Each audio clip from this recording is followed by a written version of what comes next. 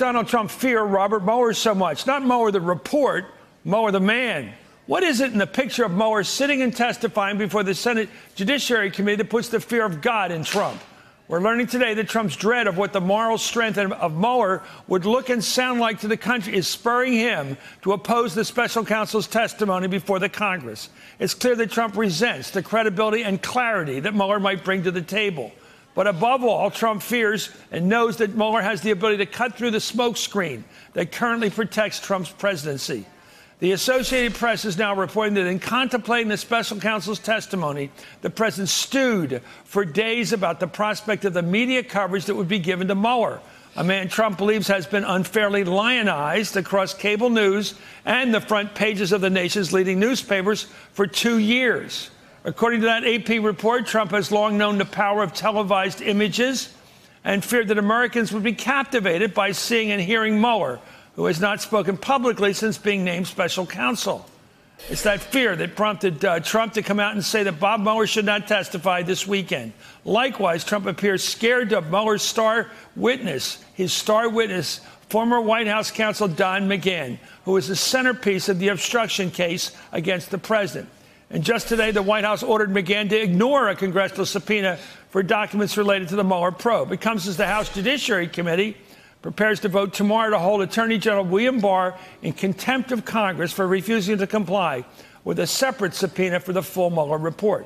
Well, given those developments, any formal attempts to block Mueller's testimony would be in keeping with the broader administration's strategy to stonewall congressional inquiries at every turn. I'm joined now by Phil Rucker, White House bureau chief for the New York Post.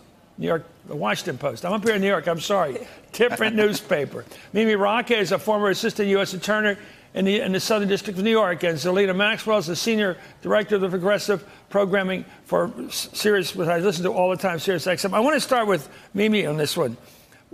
First of all, Trump's fear of the witness.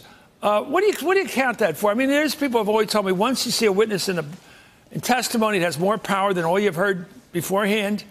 Tell me what he's afraid of. Well, absolutely. I think it's a couple of things. First of all, remember, unfortunately, a lot of Americans haven't read the Mueller report. And I think Barr and they Trump, never will. And they never will. And it's a lot to get through. I recommend reading at least the executive summaries. But the point is that Mueller testifying is something people will watch. More people will watch that than they will read the report. And so even if Mueller said nothing outside the four corners of the report, which I think he's likely to do, by the way, right? To limit himself to that. He's going to limit himself.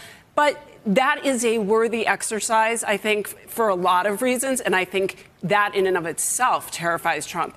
Beyond that, if he gets into, and even Lindsey Graham seems to agree that Mueller should be able to testify about the interactions with Barr and those phone calls about, sort of what was misrepresented.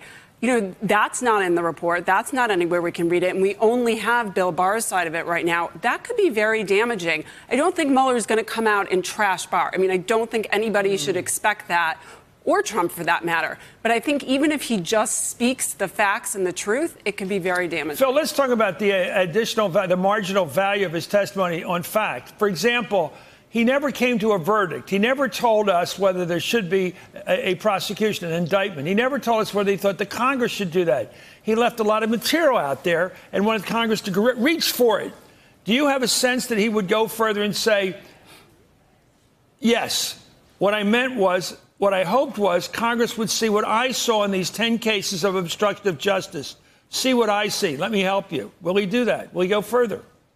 Well, Chris, I don't know what Mueller is prepared to say, but I can say with some certainty that some of the lawmakers on the panel would ask Mueller those questions and would try to drag out of him some sort of additional explanation for his conclusions in the report. But simply Mueller getting up there and testifying is so scary for President Trump because it would expose Trump's own misrepresentation of the conclusions of this report. It's the president who's been saying for a month now that he was totally exonerated by Robert Mueller, when if you read the report, you know that's not true. And if Mueller were to get on camera and do an under oath testimony before the Congress, ticking through all 10 of those examples of obstruction of justice that were under review during this report, it could be very damaging to the president. Zerlina, a couple of thoughts. First of all, let's talk about the drama you know, Hollywood big stars don't go on TV much because if you resist that and you make yourself rare, then people think, wow, and then you see him.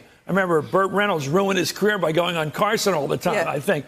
But let me get through the other thing. Suppose this turns out to be another one of these, well, a little confusing. Suppose he comes on and somebody on the Democratic side, for example, says, would you have indicted? And he goes, well, I left that to whoever reads my report. Would you encourage Congress to take up impeachment action? Well, I left that. And what happens if it's another one of these disillusioning moments? I think that there is a risk of that happening. I think that I don't expect him to come out and, you know, flame throw and attack Barr or President Trump. I think that he's going to have that certain level of respect.